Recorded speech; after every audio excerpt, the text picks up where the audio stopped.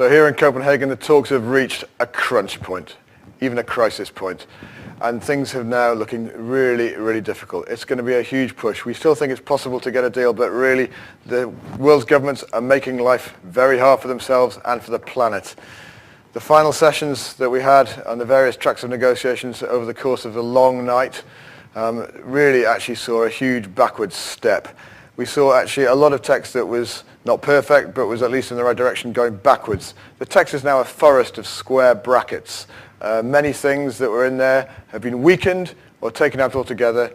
This is looking like a really worrying platform. This is not a good culmination from 2 years of negotiations. The problem is that the negotiators have become bogged down. They've been bogged down in legal technicalities, in process technicalities. And they've been fighting for narrow self-interests for their own countries and in many cases for some of their own lobbies, the industry lobbies that are lobbying them. This is not what we need to see. Where is the vision and where is the ambition? It's not surprising that many of the NGOs, many of the civil society people here are now angry. We're seeing the scenes both inside and outside the conference centre. There's been some very, very worrying moves to exclude civil society from the talks. And this can only create a concern and a perception that this is risks being a greenwash deal, a deal being cooked up in a bubble.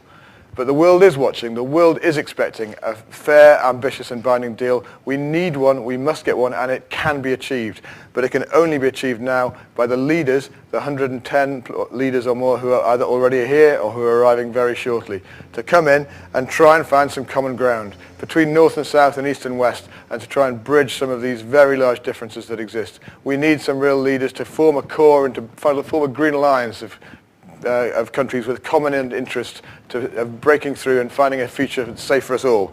Because at the moment, we've got a huge disconnect. We're here seeing fine rhetoric. We're seeing the umbrella group, which includes many of the most problematic countries who've been actively causing problems and weakening the ambition and the vision of the text, standing up just recently in the plenary and talking about the importance of staying well below 2 degrees.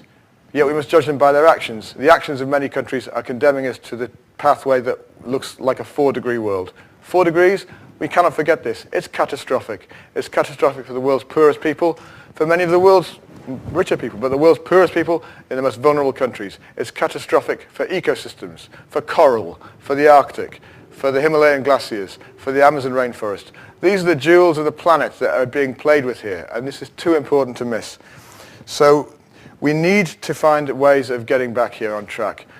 Countries like the US in particular, we think that they have been obsessing over sticking to their red lines without showing any sign of compromise.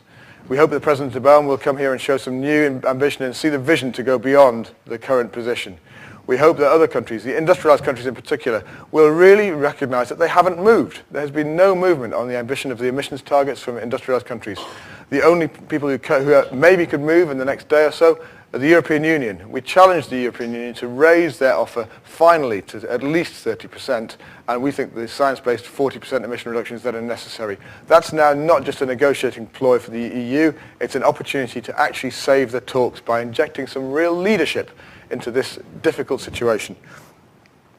So as we come towards the end game, we are really concerned that we may see a wonderful sounding political statement making lots of fine words, but we need to be judging them by actions and judging leaders and governments by what they actually say and what they do. And that is the test, not the rhetoric. We look forward to some real action over the next 2 days for the sake of the planet.